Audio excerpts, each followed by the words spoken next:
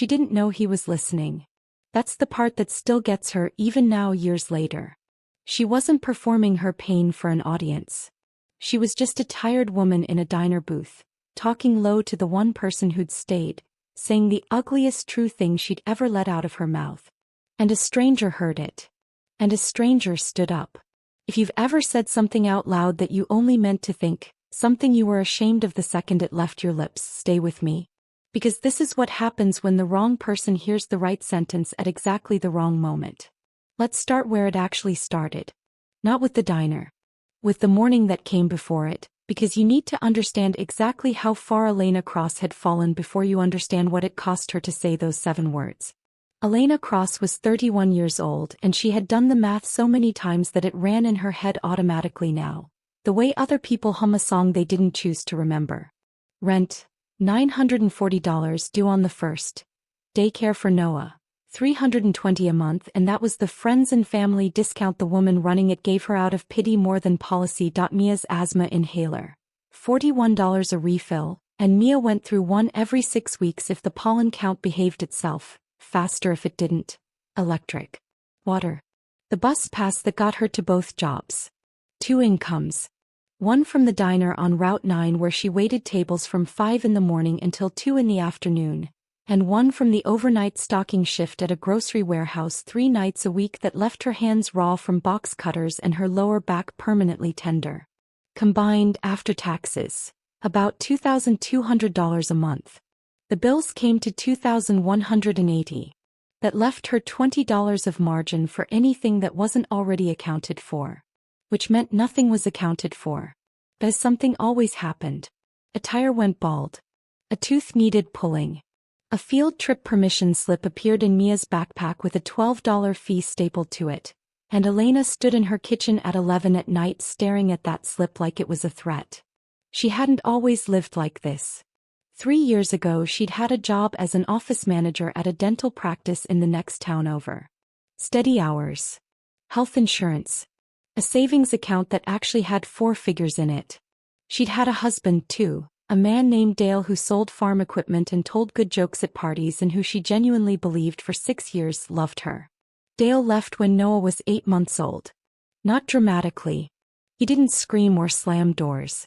He just stopped coming home on time, then stopped coming home some nights entirely, and then one Tuesday he sat her down at the kitchen table and said the marriage wasn't working for him anymore. Like it was a job he was resigning from, and 3 weeks later she found out through a mutual friend that he'd moved in with a 26-year-old named Brianna who did his taxes. He paid child support. Sometimes. When he remembered. When Brianna's new car payment didn't eat the month first. The dental office let Elena go 4 months after Dale left. They called it downsizing. She suspected it had more to do with the fact that she'd had to call out twice when Noah got sick and once when her own car wouldn't start. And her boss had started looking at her like a liability instead of an employee. That was 2 years ago. Since then it had been this. The diner. The warehouse. The math that never worked. This particular Sunday morning, the math had a new number in it. And the number was the reason Elena's hands were shaking slightly as she poured cereal for her kids. 3 days ago, a yellow envelope had appeared under her apartment door. Final notice, it said in block letters that felt personally cruel. He was 2 months behind on rent. If she didn't pay in full within 21 days, the landlord would begin eviction proceedings. 21 days. She'd done that math too. Even if she picked up every extra shift the warehouse would give her, even if she skipped every meal that wasn't strictly necessary, she was still going to come up almost $600 short. Mommy. Mia, 8 years old, narrow-shouldered, quick and watchful in the way kids get when they've learned to read a room before they learn to read a book. Noah took the good spoon. It's not the good spoon, Noah said. He was 5 and he had opinions about spoons the way other people had opinions about politics. It's my spoon. There's no such thing as your spoon. There is now. Elena closed her eyes for exactly 1 second. Just one. Long enough to remind herself that this exact small stupid argument was supposed to be the hardest part of her day. That was the life she was supposed to be living. Not the eviction notice folded into fourths at the bottom of her purse like something radioactive. Nobody's spoon, she said. Eat your cereal. We're going to Grandma Dot's. Both kids went quiet at that in the specific complicated way they always did when Grandma Dot came up. Dorothy Cross wasn't actually their grandmother by blood anymore, not legally, not since the divorce finalized. She was Dale's mother. But she had never once let the paperwork change how she treated Elena's children, and if anything she'd gotten more fierce about them since her son had proven himself unworthy of the job. Is Dad going to be there? Mia asked too casually. No baby. Just Grandma Dot. Mia's shoulders came down a half-inch. She didn't say anything else about it, but Elena noticed. Elena noticed everything about her daughter these days, the same watchful habit that made Mia so exhausting to raise and so easy to love. Dorothy had called on Thursday and invited them for Sunday lunch, and there had been something specific in her voice, something like an agenda, that Elena hadn't been able to place. Dorothy always had an agenda. It usually involved feeding people more than they could possibly want to eat. Elena hadn't told her about the eviction notice yet.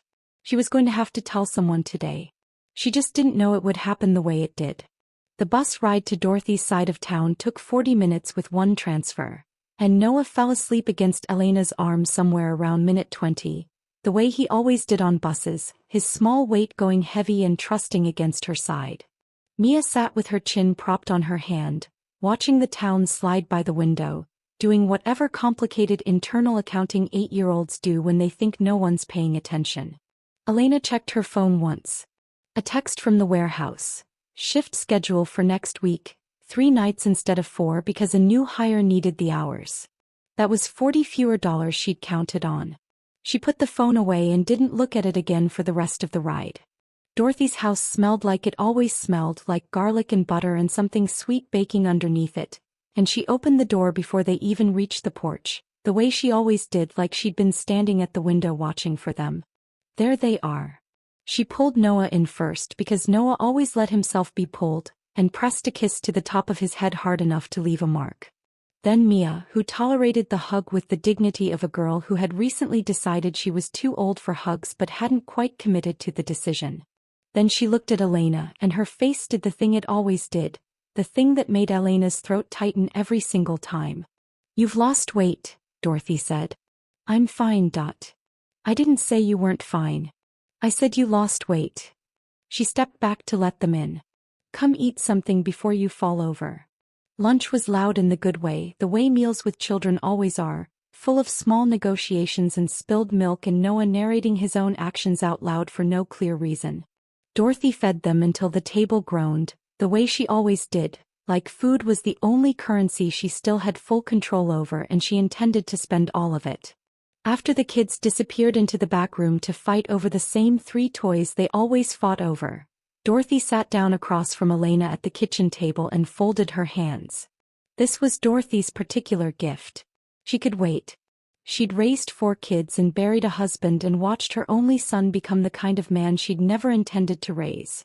And somewhere in all of that she had learned patience the way other people learn a trade. Elena lasted about a minute and a half. I got a final notice, she said. 3 days ago. I'm 2 months behind. I have 21 days or they start eviction. Dorothy didn't flinch. How short are you? About 600. Even with everything I can scrape together. What about Dale? He hasn't sent February's support. Or January's, really not all of it. Elena laughed and it came out wrong, more air than sound. He posted a picture from a steakhouse last week. Cash flow, he said when I asked. Dorothy's jaw did something small and controlled. I'll talk to him. You don't have to fight my battles. I'm not fighting your battles. I'm reminding my son he has children. She said it the way she said most things about Dale now, flat and final, like a woman describing whether she'd stopped being surprised by years ago. How much do you have saved? Nothing. I don't have a savings account anymore. I have a checking account with $11 in it and a due date. Dorothy was quiet for a second. Then she stood, walked to the cabinet above the refrigerator and came back with an envelope that had clearly been sitting there for some time, the way things sit in a house when they're meant for exactly this kind of emergency. I can cover the 600. No. I didn't ask your opinion. I'm telling you what I'm doing. She set the envelope on the table between them like it was the most ordinary thing in the world. "You'll pay me back when you can. Or you won't, and I'll be fine either way because that's not the point." Elena stared at the envelope. She thought about pride and how it was supposed to feel like a virtue, and how right now it just felt like something she couldn't afford like everything else. "Thank you," she said, and her voice cracked in the middle of the second word. "Don't thank me. Eat your rice before it gets cold." They didn't talk about it again over the meal. That was Dorothy's way too. She said the thing that needed saying, handled the thing that needed handling, and then moved on before anyone had to sit in the discomfort of it for too long. After lunch they walked to the diner 3 blocks over, the way they always did on Sundays, a tradition that had started when Mia was still a toddler who could be bribed into good behavior with a single slice of pie. It had calcified into ritual over the years, one of the only rituals Elena's life still had room for. The diner was called Betty's, the kind of place with red vinyl booths and a chrome napkin dispenser on every table and a pie case by the register that had been there since before Elena was born. They took their usual booth by the window. The kids ordered pie, which was the entire point of coming. Dorothy ordered coffee. Elena ordered water, and then, because Dorothy gave her a look, a slice of lemon meringue she didn't particularly want and definitely couldn't afford but somehow ended up eating anyway, out of habit more than hunger. The booth beside them was empty when they sat down. It didn't stay empty. A man came in a few minutes later, alone, wearing a dark jacket that had clearly cost more than Elena's entire outfit, moving with the specific tiredness of someone whose exhaustion lived somewhere deeper than his muscles. He sat down in the booth next to theirs, facing the window, his back to their table, phone already in his hand. Elena noticed him the way you notice furniture. Barely at all. "She's going to wear it," Mia said, watching Noah attack his pie with more ambition than technique. "I'm not going to wear it," Noah said, meringue already migrating toward his ear. "You have some on your ear right now." Noah reached up, found it, considered it with great seriousness. "That's for later," he decided, and Elena actually laughed, a real laugh, the first one she'd had in days, and for one whole minute, just one, the weight lifted completely. She was in a diner with her children and the woman who loved them like blood, and there was meringue on somebody's ear, and it was good. It was genuinely, uncomplicatedly good. Then Dorothy said, "Have you thought about dating again?" The minute ended. "No. You're 31. You're not dead. I'm aware of how old I am. You're a good woman. You work harder than anyone I know. You deserve someone decent." Elena lowered her voice, aware of the kids, aware, though she wouldn't have admitted it, aware of the man in the next booth whose back she could see over Dorothy's shoulder. "I don't have room for someone decent. I've got a rent notice in my purse and $40 less coming next week and 2 kids who need things I can't always give them. Nobody signs up for that." She glanced at her children, made sure they were absorbed in their pie and their spoon negotiations, and let the truest, ugliest thing in her chest finally come up and out, quiet, almost a whisper meant for exactly one person. "Nobody wants a woman with 2 kids." She hadn't planned to say it. It wasn't a sentence she'd rehearsed, wasn't something she'd told herself before in so many words. It just arrived, fully formed, born out of 14 months of exhaustion and a slice of pie she couldn't afford and an envelope of borrowed money sitting in her purse like a small, quiet failure. Dorothy's face did something complicated. Not pity. Older than pity. "That is the single most wrong thing you've ever said to me," Dorothy told her. "And you've said some wrong things. It's mostly true." "It is not." And that was when the man in the next booth stood up. He wasn't dramatic about it. He'd clearly already been in the process of leaving, his jacket half on one arm, his wallet coming out of his pocket, a few bills already pinched between 2 fingers, ready to leave for the check. But he stopped. He stood there, half in and half out of the booth, not looking directly at them but not moving on either. Elena felt her whole body go hot with the specific mortification of being overheard saying something private. The booths were closer together than she'd registered. She'd thought she was speaking low. Apparently she hadn't been low enough. She braced herself. For pity. For some well-meaning stranger's comment that would somehow make everything worse, the way strangers' comments so often did. Instead he said quietly, mostly to the window, not quite to them, "My wife died 4 years ago." The diner didn't go silent exactly. The world kept happening around them. A spoon clattered somewhere, a bell rang over the door, but their small corner of it went very still. She had a son from before we met. 7 years old when I married her. He's 11 now. He paused and something moved through his jaw, something that looked like it cost him to say out loud. He's mine. In every way that matters. Nobody had to convince me of that. Nobody has ever once made me feel like loving him was a burden. He looked at Elena for exactly 1 second. Not long. Not uncomfortable. Just long enough that she understood the sentence had been for her. I just thought you should know that, he said. Then he put the bills on his own table, put his jacket on properly and walked out the glass door into the Sunday afternoon and was gone. Nobody spoke for a moment. Noah looked up from his pie with the delayed awareness of a 5-year-old realizing something had happened without understanding what. Who was that? He asked. A person, Dorothy said, and she sounded like she was working to keep something out of her own voice. What did he say? Something important, Dorothy said, and she was still looking at the door. Elena didn't say anything at all. She looked at the door too, at the space where he'd been, and something small and warm lodged itself in her chest like a coal that refused to go out. It wasn't hope exactly. She wasn't foolish enough to call it that. It was smaller than hope. It was just a sentence from a stranger who owed her nothing, that she hadn't asked for and couldn't stop thinking about. She didn't know his name. She didn't know anything about him except that his wife had died and he'd kept a boy who wasn't his blood and never once made it feel like a debt. It stayed with her all week. Like a splinter she kept finding with her tongue. On Thursday Elena had an interview.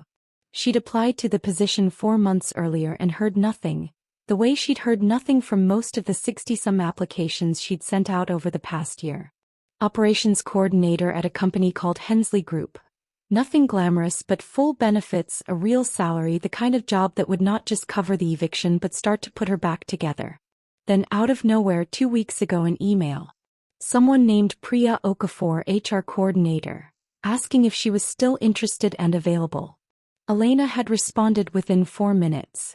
She wore her interview suit, the navy one that still fit if she didn't breathe too deeply, and rode the bus downtown to a glass tower in the financial district that made her stomach flip a little just looking up at it.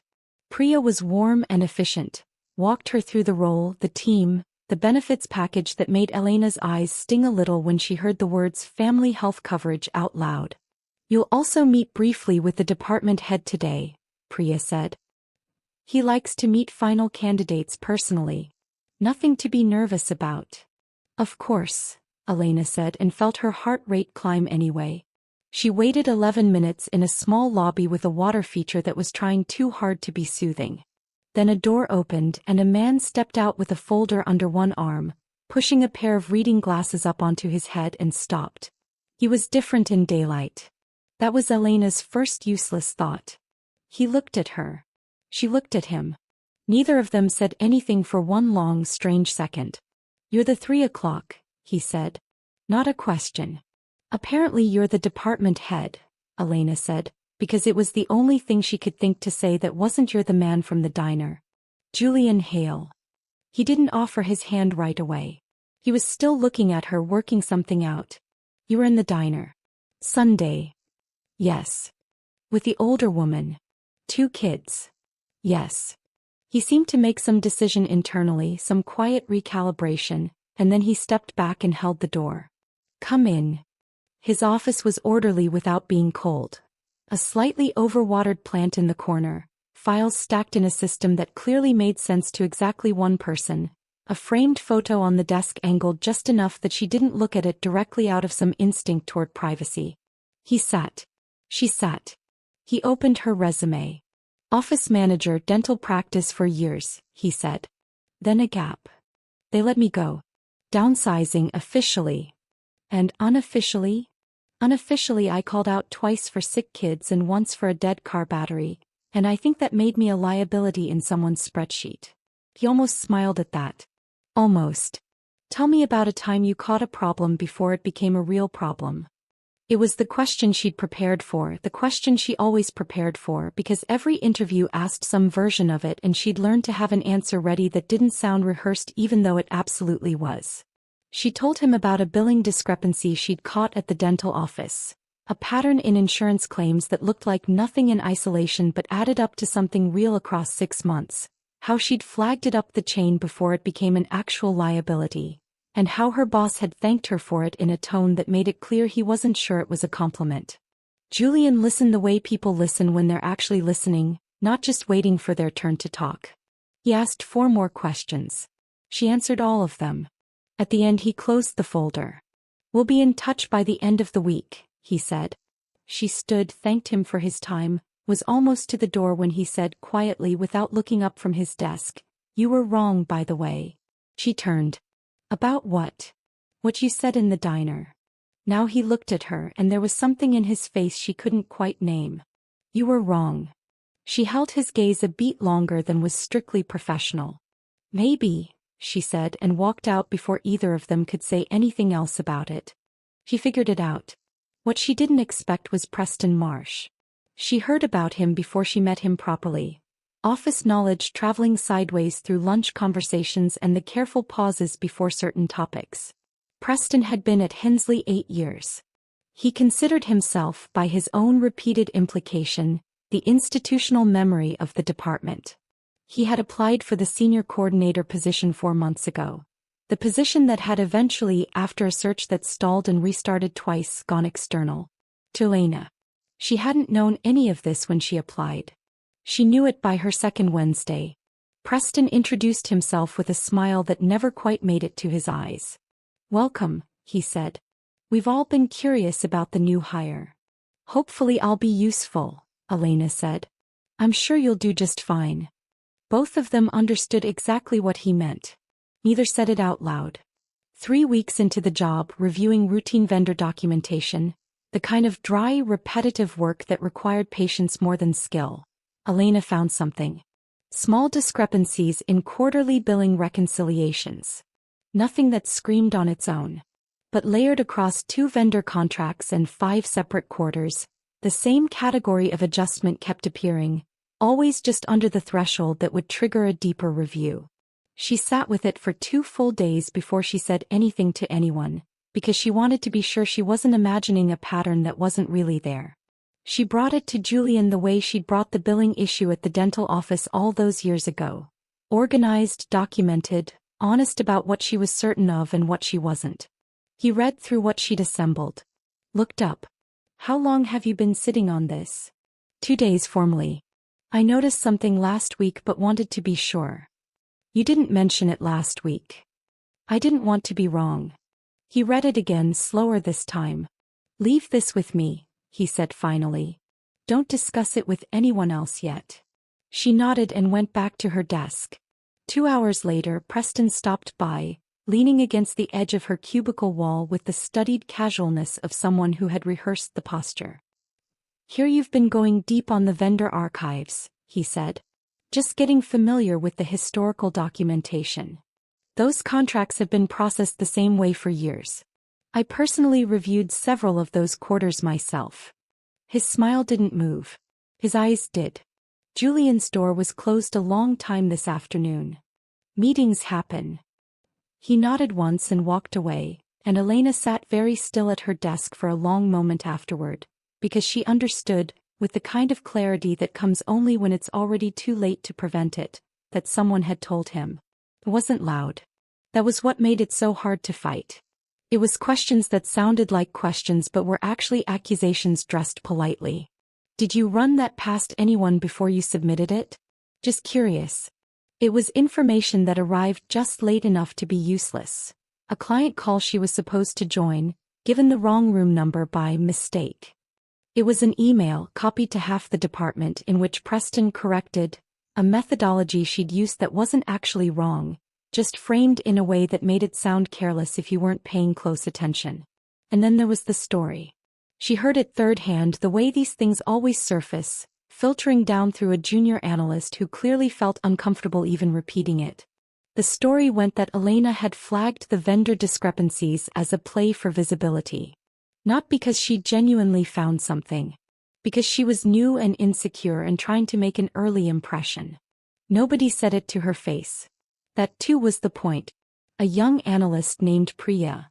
A different Priya, not the HR coordinator the office apparently had two, stopped by Elena's desk one afternoon and said quietly, "I just want you to know some of what's being said isn't coming from me." "What's being said?" The younger woman told her in a careful low voice, glancing over her shoulder twice.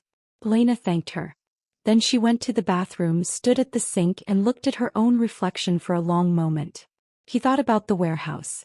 About the box cutters and her cracked knuckles.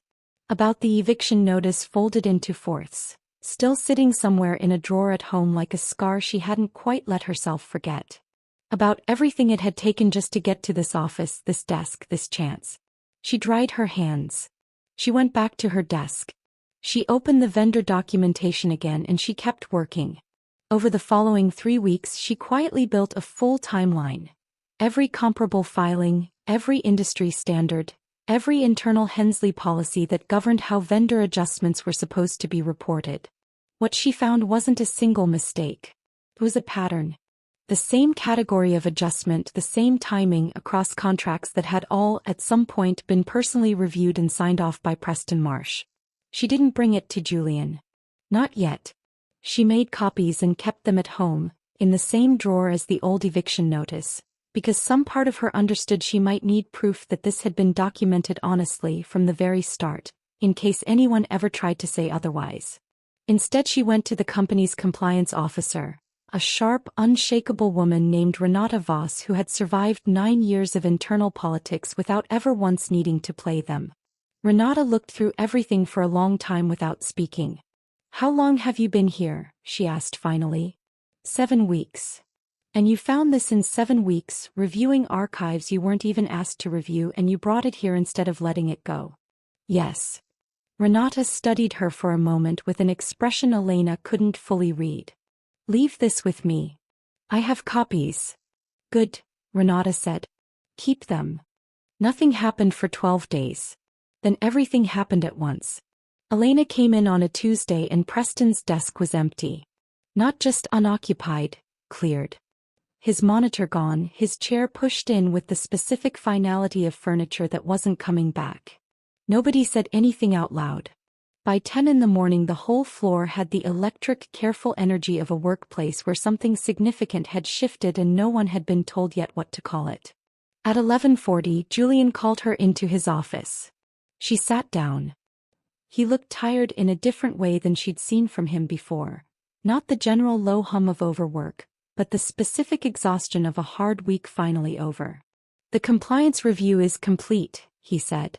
"The pattern you identified is being addressed. There'll be some regulatory reporting required. Some process changes." He paused. "Preston's no longer with the company." She didn't say anything. "I want to say something to you," he continued, choosing his words with visible care. "What you did, bringing that forward directly without trying to protect yourself politically, even while someone was actively working against you, that's exactly the kind of integrity this department needs more of. And it mattered more, not less, because it was hard to do. I was just doing my job. You were doing your job while someone was trying to sabotage you in your second month here." He let that sit a moment. "How are your kids?" The question landed soft and unexpected, simple without artifice, the way you ask something you're genuinely curious about rather than something you're using to fill silence. "Mia's 8. Very strong opinions about everything. Noah's 5. He's currently naming all his food before he eats it." Julian almost smiled. A real one this time, one that briefly changed his whole face. "My son went through that. Named the cars. All of them. For about 3 years. How old is he now?" 11. Plays hockey. Has strong opinions too, mostly wrong ones, but delivered with total confidence. Pause. That's the age. She laughed, a real laugh, and something in the room loosened. "I should let you get back to it," he said, though he didn't sound entirely convinced that was what he wanted. She stood. "Julian." "Yeah. Thank you. For the opportunity. And for," she hesitated, then decided to just say it, "for taking me seriously from the beginning." "That part was easy," he said. "You made it easy." That night Dale called. Which usually meant one of two things, guilt or an ask. Sometimes both. Heard you got a new job, he said. Congratulations. Thank you. Elena had the phone against her shoulder, stirring dinner with one hand, spices she'd finally been able to afford again, filling the small kitchen with something that almost smelled like a life going right. I wanted to talk to you about summer, Dale said. Brianna and I are thinking Cancun in June. Wondered if the kids could come. Elena set the spoon down very carefully. To Cancun. Just a week. They'd love it. The beach, the pools, Dale. When did you last see your kids? Oz. Christmas. It's April. I told you about the cash flow. Your cash flow is fine. You posted a picture from a steakhouse last week. She kept her voice level. Not loud. Just final. I'm not doing this. Not Cancun, not over the phone while I'm making dinner. When you want to actually see them, locally, consistently, predictably, call me. When February's support arrives, call me. I'm not negotiating vacations with a man who can't manage a Tuesday. She hung up before he could answer. Mia appeared in the kitchen doorway a moment later, the way she always did when she'd overheard just enough to worry and not enough to understand. Was that Dad? Yes. Mia studied her mother's face and had the wisdom, even at 8, not to ask anything further. She just came and stood beside her at the stove, watching the pan. Is that chicken? Yes. Can I stir it? Elena handed her the spoon. Stir it. They stood there together, her daughter stirring dinner with the seriousness of a much older person, the kitchen smelling like something almost normal, and Elena breathed slow and full for what felt like the first time in weeks. She hadn't expected anything to start. That's the honest truth of it. She wasn't building towards something when she first agreed to get coffee with Julian Hale. It began the way most real things do, sideways, with an email about a document, a reply that kept going a little longer than the document required, and somehow 3 exchanges later they weren't talking about the document at all. He mentioned taking his son Sam to a hockey tournament that Saturday. Did she know anything about hockey? She did not know anything about hockey. He sent her a 1-paragraph explanation clearly written for someone who'd never seen a puck in her life. She sent back 3 specific follow-up questions, designed entirely to sound genuinely curious, which she absolutely was not. He called instead of emailing his answers back. They talked for 45 minutes. He was folding laundry the whole time. She stopped folding her own laundry halfway through and just sat on the couch and talked to him, and it was easy, and she'd forgotten somewhere in the last 4 years that talking to someone could simply be easy. They got coffee. Then dinner without the kids, which took logistics and Dorothy's cooperation and some complicated calendar math, at a restaurant neither of them had been to, which made it feel like neutral ground. She told him about the dental office and Dale and the 60 applications and the warehouse and the dry cleaner shifts she'd worked before that, where the owner called her sweetheart in a way that made her jaw tight. She told him plainly, the way you can only tell things once you're far enough past the worst of them that the telling doesn't reopen anything. He told her about his wife, Rachel. They'd met in college. Married 6 years. She'd been a pediatric nurse, and he said her name with the specific reverence of a man who had genuinely been in awe of the person he loved. Diagnosed with an aggressive cancer when Sam was 6. Gone by the time Sam was 9. He remembers her, Julian said. That's the thing I'm most grateful for. He was old enough to have real memories. I'm glad, she said. The first year I don't have a word for it, he said and stopped there. You don't need one, she said, and he looked at her for a long moment. No, he agreed. I guess I don't. They talked for 3 hours. She got home before midnight. The apartment was quiet, the kids at Dorothy's for the night, and Elena stood in her kitchen and felt something she hadn't felt in longer than she could easily count. Not hope exactly. Just the possibility of it. The recognition that the door hadn't shut for good. It was enough for now. It was enough.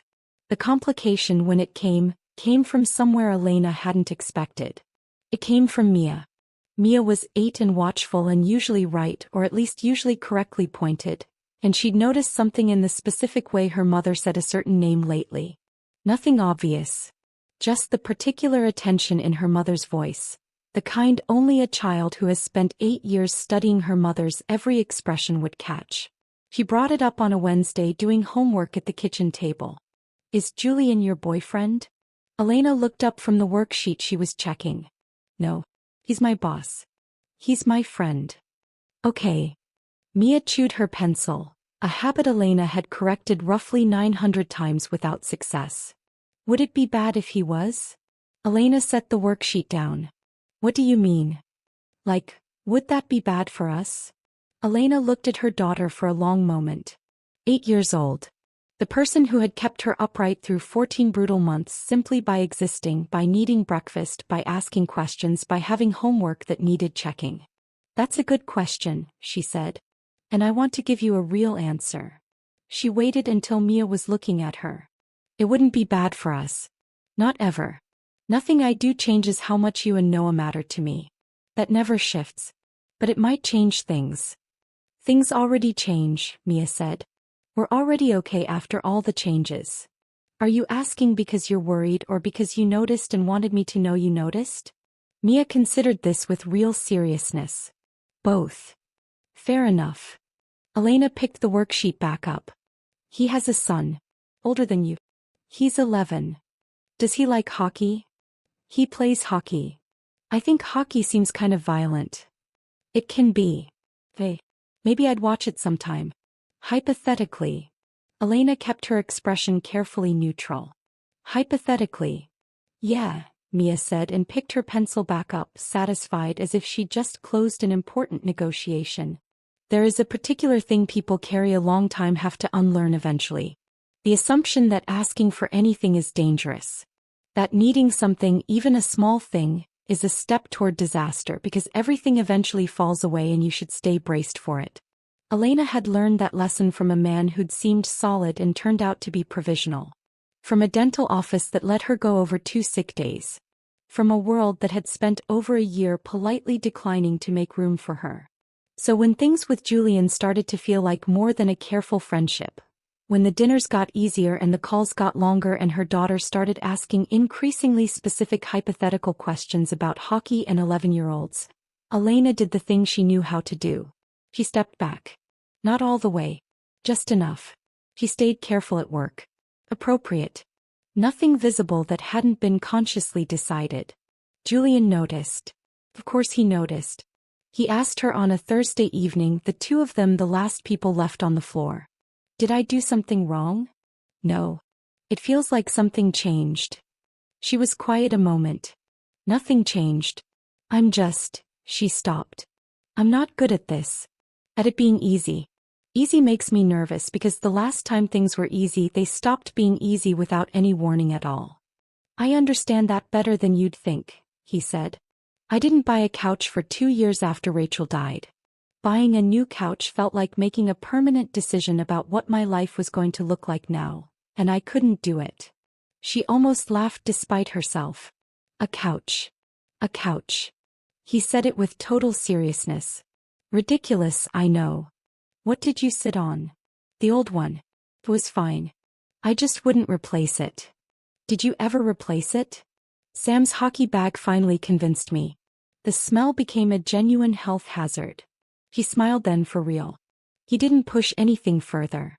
He just stood there with his jacket over one arm, his keys in hand, and let her work out what she needed to say next. I don't know how to do this when there's so much that could go wrong, she said finally. There's a lot that could go wrong, he agreed. There's also a lot that could be good. Those are the same situation. Yes, he said. They are. He handed her bag over to her. The kids, he added, are part of it. That was never a problem, Elena. Not once. She looked at him a long moment. Give me some time. You have it. Whatever you need. She walked to the elevator. Pressed the button. It arrived. She didn't get in. She turned around instead. He was exactly where she'd left him, watching her go with an expression carefully trying not to be anything in particular. She walked back, stopped a few feet away. I said I needed time. You did. I still do. But I don't want you thinking that means I don't already know. Know what? That this is something. That you're a good person, she said. And that this could be a good thing. He looked at her a moment. Simple as that. Okay, she said and went home, and this time the possibility inside her chest felt a little less like a coal and a little more like a small, steady flame. 3 weeks later, the second envelope arrived under her door. Elena's stomach dropped before she'd even picked it up off the mat. The same yellow paper, the same block lettering visible through the thin apartment complex envelope window. She sat down at her kitchen table before she opened it, the way you brace before opening something that might undo everything you've slowly rebuilt. It wasn't a new eviction notice.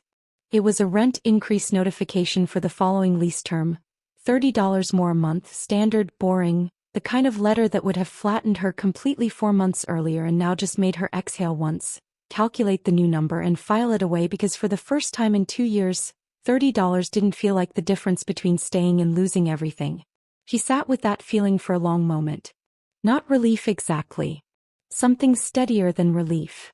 The particular hard-won stillness of a woman who had spent so long bracing for the next blow that she'd almost forgotten what it felt like when one simply didn't come. She thought briefly of the yellow envelope from months before, still folded into fourths in her kitchen drawer, kept for no reason she could fully explain except that some part of her needed proof, physical and foldable, of exactly how far she'd come. He almost threw it away that night. He didn't. Not yet. 3 months after the interview, Betty's diner, same booth by the window. It wasn't planned. It was simply the table available, and Elena noticed the coincidence with a private kind of amusement she didn't share out loud. Dorothy sat across the table with her coffee. The kids were there. Noah was attempting something structurally ambitious with a slice of pie again, meringue already migrating toward an ear. Mia had her headphones in, one ear conspicuously uncovered, monitoring while pretending not to. And Sam was there. 11 years old, gangly the way 11-year-olds get, his father's eyes, a deeply held and passionately explained opinion about hockey strategy currently being delivered to Dorothy with the total confidence of a boy who had never once in his life been underestimated. Dorothy was listening with complete, genuine attention the way she listened to everyone. Noah had decided upon introduction that Sam was acceptable, on the grounds that Sam had laughed at his fork story, which was, apparently, the only metric that mattered. Mia had not yet delivered a formal verdict, though she was clearly compiling one. Julian sat beside Elena. Not across from her. Beside her. The way you sit with someone when you're not performing a conversation but simply having one, the way you sit once a decision has been made and has finally settled somewhere comfortable. Your mother-in-law likes him, Julian said quietly. She's not my mother-in-law anymore technically. She still counts. She does. Elena watched Mia watching Sam. My daughter's grilling him, by the way. That's her process for deciding if she approves of someone. By extension of you. What are the criteria? Genuinely no idea. She doesn't share the rubric. He laughed, actually laughed, and Elena looked around the booth. Her children, a boy explaining the offside rule to a 70-year-old woman who kept asking sharper and sharper follow-up questions, the pie, the chrome napkin dispensers, the Sunday light coming soft through the window. She thought about the last time she'd sat in this exact booth. About the yellow envelope still folded in a drawer at home. About the 60 applications and the 21 days and a sentence that had slipped out of her mouth when she was too tired to hold it in anymore. Nobody wants a woman with 2 kids. She looked at Julian, who was watching Sam and Dorothy's conversation with the expression of someone quietly amazed at how well something had turned out. She thought about how the most important things in her life had never arrived the way she'd planned them. They'd arrived sideways. As a man standing up in the booth next door. As a job that came through on the 90-something try instead of the first. As an eviction notice that forced her to finally tell Dorothy the truth, which led to a loan, which kept a roof over her children's heads exactly long enough for everything else to catch up. They arrived as a daughter who negotiated approval through hockey trivia. As a woman who cooked like she was feeding an army and looked across the kitchen table and said, I know. Now go tell your kids. They arrived as everything Elena had once believed was wrong with her life turning out to be, all along, the exact shape of the life she was meant to have. Elena, Julian said quietly. She looked at him. Yeah. You okay? She thought about something he'd told her once, in a conversation that had started as a compliance review and ended up somewhere neither of them expected. Some things transcend the practical math. Some bonds don't sever just because logic says they should. She thought about the man who'd said that, also going 2 years without replacing a couch because doing so felt like admitting his life had moved on. She thought about how that was precisely the kind of person she needed. Not someone without fear. Someone who carried fear and kept moving anyway. Yes, she said, and meant it in every sense the word could hold. Mia delivered her ruling at the end of the pie, with the gravity of a much older judge.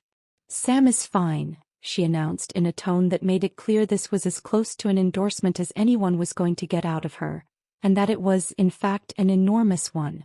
Noah had already reached his own verdict roughly 4 minutes into the meal, when Sam had looked at his pie and asked, with total seriousness, "What's his name?" "Gerald," Noah had said, beaming, and Sam had replied without missing a beat, "Good name for a pie," and Noah had eaten Gerald with the deep satisfaction of a boy who had, for once, been fully and correctly understood by an outside party. Elena watched all of it happen and felt something settle into place inside her chest.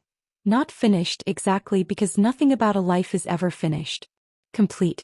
The particular way things feel complete when they've become exactly what they were always meant to be, not despite the hard years but somehow because of them. Because of the 60 rejections and the $11 in a checking account and the plastic fork arguments over breakfast and the yellow envelope and the bus ride and the dry cleaner and the legal pad on Dorothy's kitchen table with its columns of numbers all pointing the wrong direction. Because of every single piece of it. She didn't mean to say it out loud. That sentence in the diner, 7 words she'd never once let herself think fully formed before that Sunday, born out of exhaustion and borrowed money and a slice of pie she couldn't afford. She hadn't meant for anyone to hear it. But someone did. And he stood up. Not because he wanted to save her. Not because he pitied her.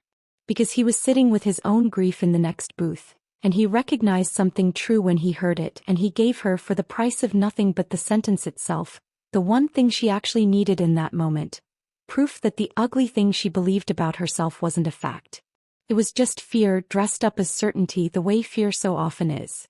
If you've ever said something out loud that you only meant to think, something true and small and ashamed, and worried afterward that saying it made it permanent, here's what Elena Cross would tell you now, sitting in a diner booth with her children and a boy who calls her, sometimes without any prompting at all, something close to family. You don't get to choose who's listening when the truest thing finally comes out of your mouth. Sometimes it's no one. Sometimes it's someone who makes it worse. And sometimes, if you're very lucky, in the specific, unglamorous, undramatic way that real luck actually shows up in a person's life. Not as a lottery ticket, not as a fairy tale, but as a stranger standing up in the next booth over. It's exactly the person who needed to hear it as much as you needed to say it. She was wrong that Sunday. Nobody wants a woman with 2 kids. Somebody did. He'd been sitting right there the whole time.